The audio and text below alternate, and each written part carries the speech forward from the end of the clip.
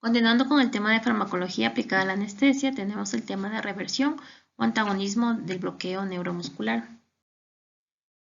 La importancia de administrar fármacos antagonistas de los bloqueantes neuromusculares radica en la supresión de la curarización residual, que es una circunstancia potencialmente fatal en algunos pacientes en etapa de recuperación posanestésica. Ya hace más de 400 años se conocía en la Amazonía ecuatoriana por parte de los nativos los efectos paralizantes del curare.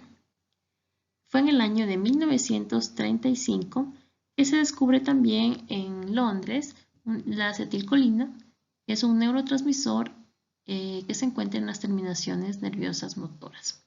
Asimismo, dichos laboratorios determinan que sustancias similares a la fisostigmina revierten los efectos paralizantes del curare. Y 10 años más tarde se reconoce la importancia de usar la neostigmina o fisostigmina para antagonizar el curare. En aquella época ya se recomienda que se tenga disponible en quirófano esta sustancia, sea neostigmina o fisostigmina, para cuando se use relajantes neuromusculares para antagonizar su efecto. El bloqueo neuromuscular residual. Tradicionalmente, el bloqueo neuromuscular residual se ha definido utilizando el control neuromuscular cuantitativo. El bloqueo neuromuscular residual se define como la parálisis o debilidad muscular postoperatoria proveniente de un antagonismo incompleto o ausente de los bloqueantes neuromusculares despolarizantes. El gold estándar para definir un bloqueo neuromuscular residual es un TOF menor a 0.9. Este control neuromuscular cuantitativo se utiliza monitorizando el nervio cubital abductor del pulgar y se compara la amplitud de la cuarta respuesta evocada, sea por método mecánico o electromiográfico, de T4 con la primera respuesta, que será T1. Es lo que nos da la respuesta del TOF.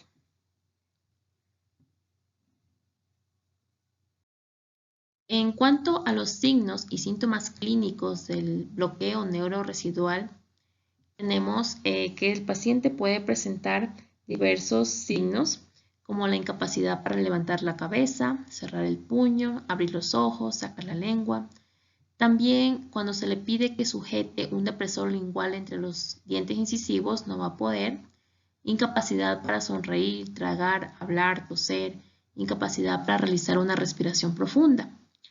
También pueden presentarse síntomas que son la dificultad para realizar estas pruebas y visión borrosa, diplopía, debilidad facial, entumecimiento facial y debilidad generalizada.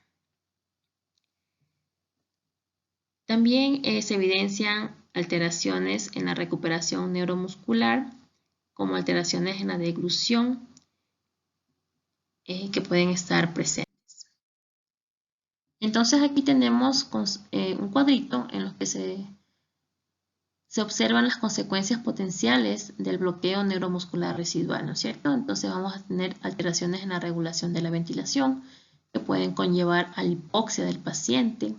Hay disfunción de los músculos faringeos, el paciente no puede ni deglutir. Hay también riesgo de aspiración y obstrucción de vía aérea superior. Complicaciones pulmonares posoperatorias que pueden desencadenar en neumonías, y esto a la larga va a aumentar la estancia hospitalaria y los costos. Para hacer la evaluación del bloqueo neuromuscular residual, hay técnicas que se basan en la observación clínica de signos de debilidad muscular. Estos signos no son índices sensibles ni fiables y corresponden pues a las pruebas antes mencionadas que se le pide al paciente que realice. Asimismo, tenemos un control neuromuscular de tipo cualitativo en los que se utiliza un estimulador de nervio periférico, los cuales emiten un estímulo eléctrico a un nervio y la respuesta a la estimulación se valora de una forma visual o táctil. Es decir, que puede colocar la mano en el pulgar y detectar la contracción tras estimulación del nervio cubital. En el capítulo siguiente, que va a exponer otro compañero, vamos a ver los tipos de estimulación nerviosa, ¿no? Y el monitoreo neuromuscular cuantitativo, este es un método que nos permite cuantificar y registrar esta respuesta evocada de un nervio a la estimulación nerviosa y obtener un valor. Sobre la incidencia del bloqueo neuromuscular residual, este es un fenómeno postoperatorio bastante frecuente. Ya en el año de 1979, Bibi Mogensen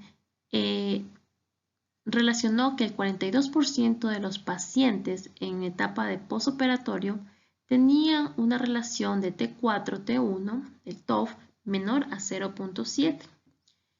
Y según los estudios actuales, la incidencia que se observa del bloqueo neuromuscular residual es considerable, que va entre el 5 al 93%, ¿no? Eso tomando como referencia un cociente T4-T1 menor a 0.9, que es la referencia actual. ¿Cuáles son los factores que influyen en la incidencia del bloqueo neuromuscular residual? Tenemos factores preoperatorios, tomando en cuenta la definición del bloqueo neuromuscular residual, que antes se lo consideraba un TOF menor a 0.7, antes de 1990, y ahora se considera menor a 0.9. Los factores del paciente, como la edad, el sexo, los anestésicos utilizados en el intraoperatorio también, el tipo de bloqueantes neuromusculares que se administra, si es un bloqueante de acción intermedia, de acción larga, en qué dosis se usa y cuál es el control que se tiene de esto, sea un control cualitativo o cuantitativo, qué profundidad del bloqueo neuromuscular se mantiene. Pacientes con un recuento de TOF entre 1 y 2 tienen un riesgo más alto que los que tienen mayor a 2. ¿Qué tipo de anestesia se utiliza durante la cirugía? Si son fármacos inhalatorios, el riesgo es más alto. Si se utiliza anestesia total intravenosa, se refiere a un riesgo más bajo. Los factores relacionados con el antagonismo del bloqueo residual, el uso de fármacos antagonistas va a tener un riesgo más bajo. Si se utiliza neostimina o Sugamadex también. ¿Cuál es la dosis del fármaco antagonista utilizado? El intervalo de tiempo entre la administración del fármaco y la cuantificación del bloqueo residual. También hay factores relacionados con la determinación del bloqueo residual, el método de determinación objetiva del bloqueo neuromuscular residual, el tiempo de determinación del bloqueo neuromuscular residual, si es inmediatamente antes de la extubación, el riesgo es más alto, o si es luego de la extubación, inmediatamente después de la extubación también tiene un riesgo alto. Si se determina el tiempo del bloqueo neuromuscular residual a la llegada de la recuperación, el riesgo es más bajo. También se tienen en cuenta los factores postoperatorios del paciente, alteraciones metabólicas como acidosis respiratoria, hipotermia o administración de algunos fármacos. En la recuperación, como antibióticos y opioides, tienen un riesgo más alto. ¿Cuáles son los efectos adversos también de estos bloqueantes del bloqueo neuromuscular residual? Se ha visto que la mitad de los pacientes que ingresan a la sala de recuperación son ingresados con cocientes de TOF menor a 0.9, sea por gammagrafía, mecanomiografía o electromiografía. Y estos pacientes con bloqueo neuromuscular residual tienen más complicaciones en el postoperatorio, sobre todo de tipo respiratorio. Se han hecho estudios para evaluar los efectos adversos de este bloqueo neuromuscular residual en pacientes despiertos. En el primer gráfico se muestra la incidencia de disfunción faríngea durante un bloqueo neuromuscular parcial inducido por atracurio.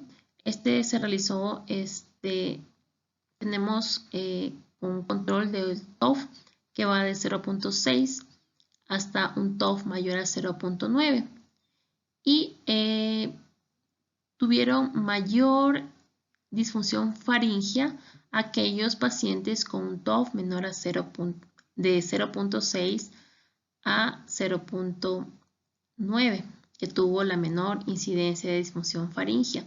Esto es importante porque nos permite mantener una vía aérea, los músculos faríngeos nos permiten mantener permeable esta vía aérea. En el siguiente gráfico también tenemos que se evaluó en estos pacientes despiertos, en los cuales se administró una infusión de rocuronio. Se evaluó mediante resonancia magnética el diámetro y volumen supraglóticos de la vía respiratoria. Y en las primeras gráficas tenemos la basal, una toma de la basal en la cual la vía aérea se encuentra despejada. En el segundo gráfico tenemos un paciente ya con un TOF de 0.5 y vemos que esa vía aérea está comprometida.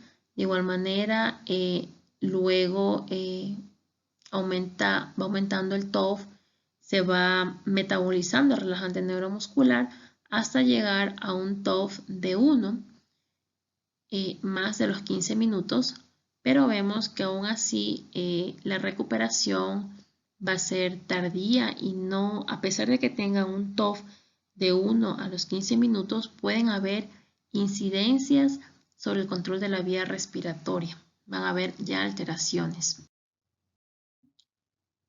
Bueno, ¿qué fármacos vamos a utilizar para antagonizar este bloqueo neuromuscular? La reversión del bloqueo neuromuscular teóricamente es posible a través de 3 mecanismos. Aquí tenemos el primer mecanismo, que será el aumento en la liberación de acetilcolina en el lado presináptico.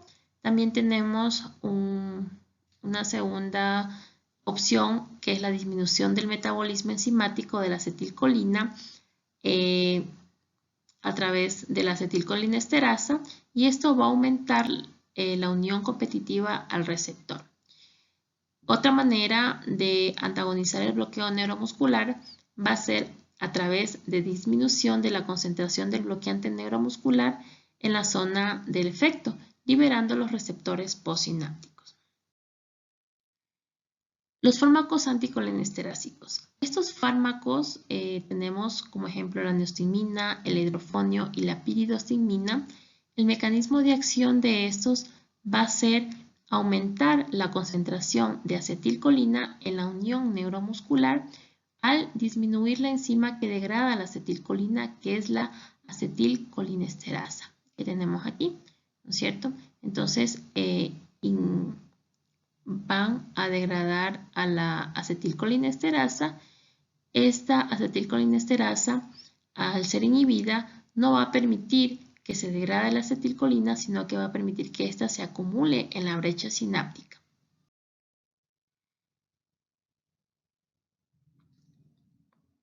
La acetilcolinesterasa, esta va a ser responsable del control de la neurotransmisión en la unión neuromuscular mediante la hidrólisis de acetilcolina, y va a eliminar rápidamente aproximadamente unas 4.000 moléculas de acetilcolina en la brecha sináptica y evitando la hiperestimulación y excitación tetánica del músculo. Cada molécula de acetilcolinesterasa tiene una superficie activa con 2 zonas de unión importante, una zona aniónica y una zona éster. Los fármacos anticolinesterásicos van a interaccionar con estas 2 zonas y se caracterizan por ser, en el caso del hidrofonio, un inhibidor protésico, y en el caso de la neostigmina y la piridostigmina se los denomina inhibidores oxidiaforéticos. El hidrofonio, este medicamento se va a unir rápidamente a la zona aniónica y a la zona éster. Tiene un inicio de acción corto y la vida media de disociación de esta interacción es de 20 a 30 segundos. la interacción entre el fármaco y la acetilcolinesterasa es competitiva y reversible. Se dice que la eficacia del edrofonio para revertir el bloqueo neuromuscular es limitada. La neostigmina y la piridostigmina, estos fármacos se van a unir a la zona aniónica y van a transferir un grupo carbamato a la acetilcolinesterasa, creando un enlace covalente con la zona éster, dando lugar a la inactivación de la enzima y a la hidrólisis del fármaco. La interacción más fuerte entre la neostigmina y la enzima produce una vida media de disociación de aproximadamente 7 minutos. Estos fármacos anticolinesteráticos, además de actuar en la brecha sináptica, también tienen efectos presinápticos porque van a facilitar la transmisión neuromuscular. Estos van a producir un aumento reversible de la duración del potencial de acción y del periodo refractario de la terminación nerviosa, porque va a producir un aumento de la acetilcolina en la brecha sináptica. Los efectos presinápticos justifican observaciones de que pueden aparecer contracciones espontáneas en los músculos cuando se administran anticolinesteráticos en ausencia de bloqueantes neuromusculares. Cuando los procesos de difusión y recaptación de acetilcolina alcanzan un equilibrio y aumenta la liberación por inhibición de la enzima de la acetilcolina, se alcanza un nivel pico en la unión neuromuscular. Y cada administración adicional de fármaco anticolinesterático no aumentará más los niveles de acetilcolina ni intensificará la recuperación del bloqueo neuromuscular, lo que se denomina efecto techo. Es decir, el bloqueo neuromuscular no puede revertirse adecuadamente si existen altas concentraciones aún de bloqueantes neuromusculares en la unión neuromuscular. En cuanto a las propiedades farmacocinéticas y farmacodinámicas de los anticolinesteráticos, gran número de estudios clínicos han examinado las características de estos fármacos y la neostigmina ha sido el fármaco que más extensamente se ha investigado últimamente. El perfil farmacocinético favorable de la neostigmina explica su popularidad como un fármaco antagonista. Aquí tenemos una tabla que representa los perfiles farmacocinéticos de los tres fármacos, de la neostigmina, de la piridostigmina y del edrofonio. La mayoría de estos estudios han utilizado un modelo bicompartimental para establecer las características farmacocinéticas de cada uno. Las concentraciones plasmáticas alcanzan rápidamente un pico y disminuyen significativamente en los 5 a 10 minutos. Esto se sigue a una reducción más lenta de las concentraciones plasmáticas debido a la fase de eliminación. Por lo general, los tres relajantes musculares son similares. Entonces, tenemos en esta tablita los perfiles en pacientes sin insuficiencia renal y con insuficiencia renal. Tenemos en primer lugar a la neostigmina con una vida media de distribución rápida, aproximadamente de 3 a 4 minutos, una vida media de eliminación de unos 77 minutos, un volumen compartimental bajo de 0.2 y un aclaramiento plasmático total de 9 ml por kilo minuto. En pacientes con insuficiencia renal, la vida media de distribución para la neostigmina es menor, tiene una vida media de eliminación mucho mayor. Esto implica que estos pacientes van a tener más tiempo que pasar para que puedan eliminar estos fármacos. El volumen de compartimento central no se modifica mayormente y el aclaramiento plasmático está disminuido. Tenemos también el inicio de acción. El inicio de acción del más rápido es del edrofonio, de aproximadamente 0.8 a 2 minutos, de la neostigmina de 7 a 11 y de la piridostigmina tiene un inicio de acción más lento, llegando hasta los 16 minutos. Tenemos las respectivas dosis utilizadas, tanto del hidrofonio, de la neostigmina y de la piridostigmina. De la neostigmina podemos utilizar una dosis que va entre los 25 a 75 microgramos por kilo. Aquí tenemos una tablita de comparación del inicio de acción de los fármacos anticolinestéricos. El hidrofonio, como se dijo anteriormente, tiene un inicio de acción rápido, seguido de la neostigmina, y la piridostigmina tiene un inicio de acción más lento. El tiempo, la duración del antagonismo comparado con dosis equipotentes de neostigmina, hidrofonio y piridostigmina también se grafican en la tablita y tiene una duración del antagonismo mayor, la piridostigmina, seguido de la neostigmina y por último del hidrofonio. La farmacocinética de los anticolinestéricos, como se habló anteriormente, va a estar influenciada por diversos factores como la función renal, la edad y la temperatura corporal.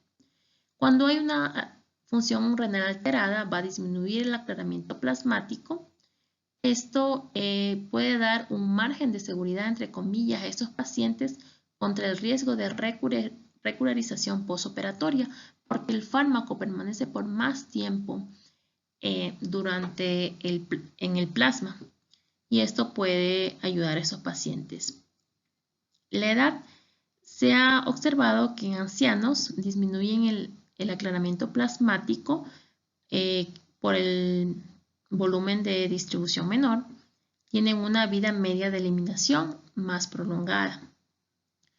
Y se ha visto que la temperatura corporal incide también en la farmacocinética de los anticolinestéricos porque se ha demostrado en casos que la hipotermia leve aumenta el doble la acción de los bloqueantes neuromusculares de acción intermedia, pero que estos en sí no tienen efecto en la acción de los anticolinestéricos, sino más bien en los relajantes neuromusculares. ¿Cuáles son los factores que van a determinar una recuperación adecuada tras la administración de los anticolinestéricos? Son algunos, como la profundidad del bloqueo neuromuscular en el momento que hacemos la reversión, cuál es el intervalo de tiempo entre la administración de un anticolinesterásico y la extubación, el tipo de relajantes neuromusculares que se usó, la dosis de anticolinesterásico y el tipo, la edad del paciente, el tipo de anestesia y la profundidad del bloqueo neuromuscular al momento de la reversión. La administración de reversión por anticolinestéricos en un bloqueo profundo no va a cortar los tiempos de recuperación total y no ofrece ventajas. La reversión no debe intentarse hasta tener prueba de que existe recuperación espontánea. Hay estudios que indican que no es posible conseguir de una forma fiable la recuperación neuromuscular completa, que es decir, un TOF mayor a 0.9 en la mayoría de los pacientes a los 10 minutos de administrar el anticolinesterásico. Como vemos en la tabla, mientras mayor sea el recuento de TOF del 1 al 4, menor va a ser el tiempo que necesitemos para la reversión del bloqueante neuromuscular. En cuanto al intervalo de tiempo entre la administración de un anticolinesterásico y la extubación traqueal, estos deben administrarse, se recomienda en un promedio de tiempo entre 15 a 30 minutos antes de la extracción del tubo endotraqueal en quirófano. Con ello se garantiza la recuperación completa de la función neuromuscular.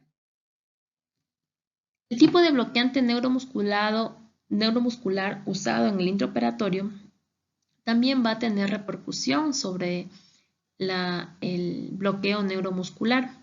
Los bloqueantes neuromusculares que se distribuyen y eliminan más rápidamente del plasma se asocian con perfiles de recuperación más rápidos, luego de usar anticolinestéricos.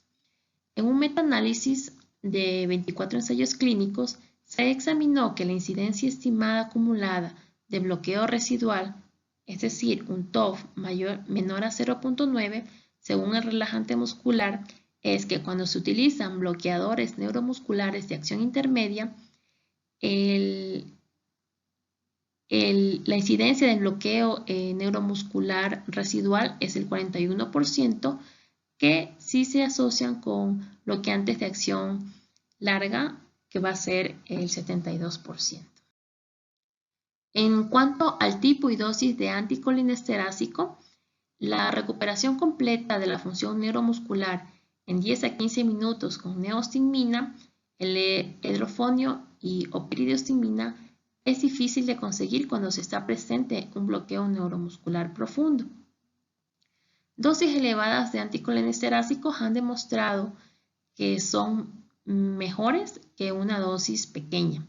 Esta relación se mantiene hasta que se administra la dosis máxima del anticolinesterático. Es decir, tenemos que llegar hasta la dosis máxima, pero si no hay una reversión del bloqueo neuromuscular, más dosis de anticolinesteráticos no indican que se va a obtener un bloqueo neuromuscular ausente. Cantidades adicionales de estos fármacos no van a producir mayor antagonismo. Se ha visto en estudios, se ha estudiado si la edad influye en el uso de anticolinesteráticos. En los lactantes y niños, la recuperación espontánea de los bloqueantes neuromusculares es más rápido en los niños que en los adultos, puede ser por su volumen de distribución, y en algunos casos se ha visto que los niños pueden necesitar menor dosis de antagonistas neuromusculares que los adultos, pero no está todavía determinado exactamente.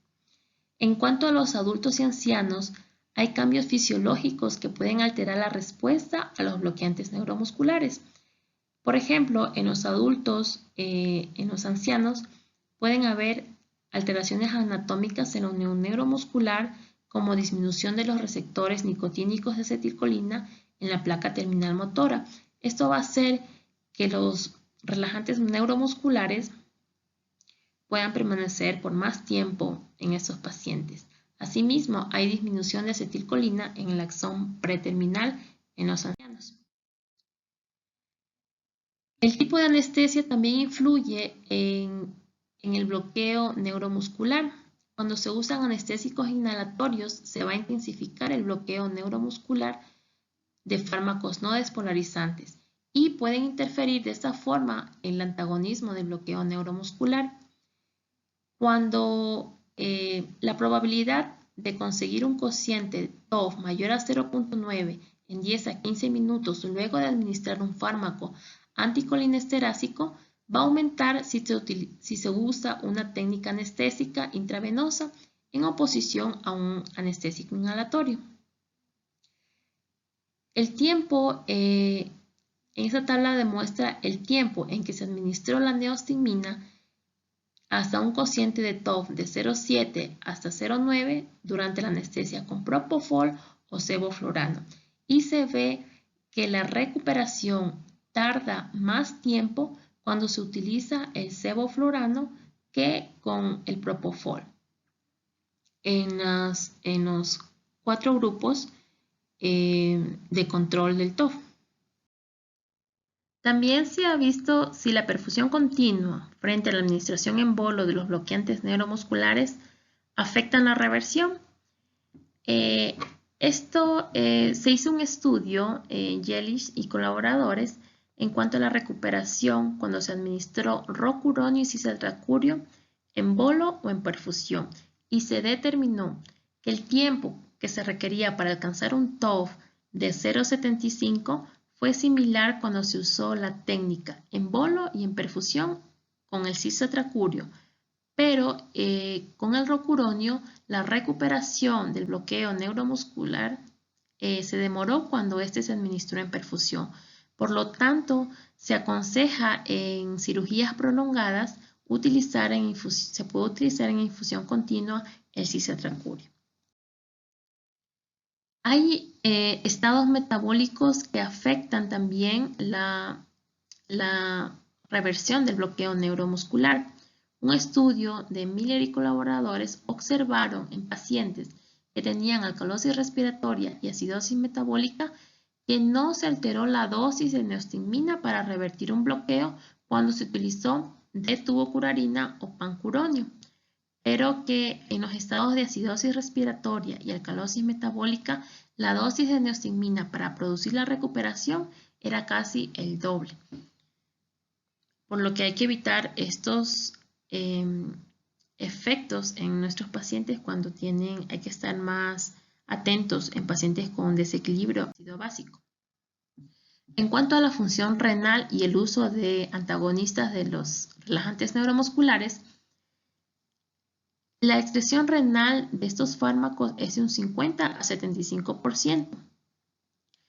Y en los pacientes anéfricos, la vida media de estos tres fármacos anticolinesteráticos, neostigmina, piridostigmina y edrofonio, se vio que está prolongado y el aclaramiento plasmático está disminuido, por lo que hay que tener en cuenta la reversión de estos fármacos en pacientes con función renal y función alterada. En cuanto a las complicaciones asociadas con los inhibidores de la acetilcolinesterasa,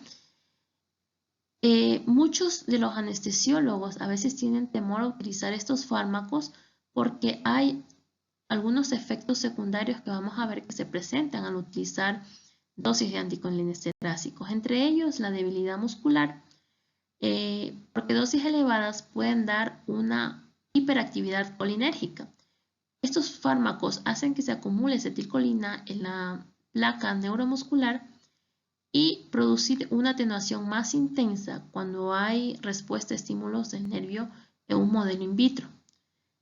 Se ha demostrado en estudios que una administración de una segunda dosis de neostigmina de 2.5 miligramos en pacientes con un pequeño grado de bloqueo residual dio disminución en los cocientes de TOF a la altura tetánica y a la atenuación tetánica. También estos fármacos anticolinesteráticos pueden producir náuseas o vómitos porque producen efectos fuera de la unión neuromuscular. Estos efectos pueden estar a nivel del aparato digestivo, pueden estimular la secreción de líquido gástrico y aumento de la motilidad gástrica. También puede producir náuseas y vómitos a través de un efecto central, en el caso de la neostigmina. La neostigmina intratecal también aumenta la incidencia de náuseas y vómitos, probablemente a través de un efecto sobre el tronco encefálico, por lo que se recomienda asociarlos con atropina para revertir estos efectos. En cuanto a la parte cardiovascular, los anticolinesteráticos pueden ocasionar efectos vagales pronunciados como bradicardias, bradiarritmias, alteración de ritmos como ritmos de la unión, latidos de escape ventricular, bloqueos completos, asistolia. La evolución de estas bradiarritmias es paralela al inicio de la acción de los anticolinesteráticos. El comienzo más rápido se observa cuando utilizamos el edrofonio por su inicio de acción, seguido de la neostigmina y luego podemos ver estos efectos más lentos con la piridostigmina. Asimismo, estos efectos pueden estar disminuidos cuando administramos junto con los anticolinesteráticos atropina o glucopirrolato. Los anticolinesteráticos como la neostigmina pueden estimular receptores muscarínicos del músculo liso de las vías respiratorias, provocando broncoconstricción. Se ha demostrado que la neostigmina y la piridostigmina inducen una respuesta del fosfatidilnositol que produce una contracción del músculo liso, inducida por un agonista muscarínico y favorecer la broncoconstricción. Aparte de los fármacos anticolinesteráticos, actualmente se encuentra el Sugamadex, que es una ciclodextrina modificada y el primer fármaco que se liga selectivamente al relajante muscular rocuronio y becuronio. Este tiene un mecanismo de encapsulación que va a inactivar el fármaco bloqueante en la unión neuromuscular. Este complejo de sugamadex rocuronio o sugamadex becuronio se produce en cualquier grado de bloqueo neuromuscular. No importa si está en un bloqueo profundo o en un bloqueo moderado, la recuperación va a ser más rápida en comparación con los fármacos anticolinesteráticos. Esta molécula de sugamadex tiene una cavidad hidrófoba y una periferia hidrófila, debido a la presencia de grupos hidroxilos polares en la periferia. Las interacciones hidrófobas atrapan moléculas lipófilas en la cavidad de la ciclodestrina, con el resultado de un complejo hidrosoluble. Entonces, el sugamadex va a englobar a esta molécula, sea de rocuronio o de becuronio, y va a formar un complejo con el rocuronio en una proporción de 1 a 1, y esta disociación espontánea es débil. La afinidad por el del sugamadex con el becuronio es más, la afinidad del sugamadex con el rocuronio es 2.5 veces más que para el becuronio. Y esta unión rápida del rocuronio al sugamadex hace que las moléculas circulantes del rocuronio sean rápidamente eliminadas del plasma. Es decir, al atrapar el sugamadex a la molécula de rocuronio, este complejo aumenta el rocuronio en el plasma. Y este sugamadex no tiene efecto farmacológico sobre las estructuras de la unión neuromuscular. Y la adición de un vagolítico no es necesaria como en el caso de los anticolinesteráticos. El sugamadex tiene un pH aproximado de 7.5, una osmolaridad entre 300 y 500, no se fija a proteínas plasmáticas ni eritrocitos. El paso transplacentario de la barrera hematoencefálica es bajo, por lo que puede ser utilizado en pacientes obstétricas. El metabolismo es limitado y se elimina sobre todo por la vía renal, de un 75 hasta un 90%. En voluntarios sanos se ha visto que en los que no se ha utilizado fármacos relajantes, el sugamadex a dosis de 0,1 a 8 tiene un volumen de distribución de unos 18 litros, una semivida de eliminación de 100 a 130 minutos y un aclaramiento plasmático de 120 ml por minuto. Y el 80% de las dosis del sugamadex se va a eliminar en 24 horas. En cuanto a la farmacodinamia, hay numerosos estudios que demuestran que el sugamadex a dosis variables antagoniza la acción del rocuronio en 1 minuto o un poco más. Es muy rápido y la velocidad de descurarización va a depender de la dosis de rocuronio, del intervalo entre la administración del bloqueante neuromuscular y la del antagonista. Entonces aquí vemos el efecto farmacológico en función de la profundidad del bloqueo neuromuscular. Cuando tenemos un bloqueo profundo, vamos a tener, por ejemplo, para revertir con neostigmina en un recuento posttetánico menor a 2, debemos esperar para poder antagonizar. No así con el sugamadex, que podemos utilizar dosis que van, si el recuento posttetánico es menor a 2, entre 4 a 16, y si es mayor a 2, entre 2 y 4 miligramos por kilo.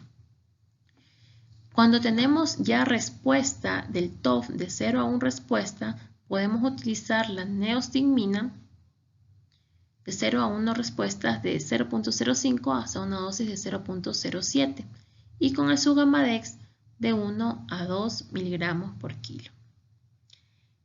Con un TOF mayor a 90 no se recomienda hacer el antagonismo ni con neostigmina ni con sugamadex. Podemos utilizar el sugamadex en distintas situaciones, como intubaciones difíciles, porque nos permite una descurarización rápida en casos de emergencia. En niños se ha usado sugamadex, aunque la experiencia con niños menores de 2 años es limitada. También se ha utilizado sin incidentes en niños y en adultos que tienen diversas patologías neuromusculares, como miastenia gravis, con efectos beneficiosos.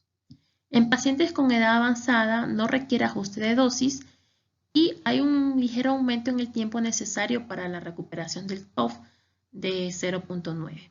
En pacientes obstétricas podemos utilizarlos en casos de urgencias con anestesia general, ya que vamos a tener una reversión inmediata de la relajación neuromuscular al terminar la cirugía. El paso a través de la placenta es bajo y no hay efectos en el embarazo ni en el desarrollo del recién nacido. El paso a la leche materna es muy bajo y no se contraindica la lactancia al utilizar el Sugamadex. En cuanto a pacientes con patologías cardíacas, se ha utilizado en pacientes con alteraciones en la conducción y se ha determinado que no prolonga el intervalo QT. Se ha utilizado también en pacientes embarazadas con síndrome de Wolff-Parkinson-White y también en cirugías de trasplante de cardíaco. El Sugamadex en pacientes asmáticos estudiados se presentaron que de 86 pacientes a los cuales se administró una dosis de 2 a 4 miligramos por presentaron un broncoespasmo moderado sin que pudiera relacionarse con el uso del Sugamadex a ciencia cierta. Y también se ha utilizado en pacientes con mucoviscosidades e insuficiencia respiratoria graves.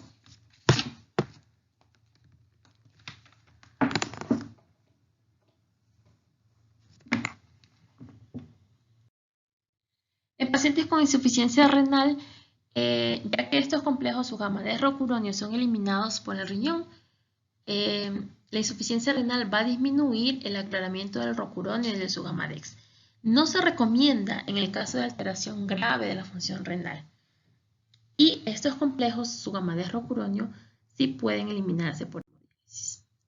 En cuanto a enfermedades hepatobiliares, las lesiones hepáticas pueden retrasar la acción del Sugamadex y podrían necesitarse dosis adicionales del mismo. En pacientes obesos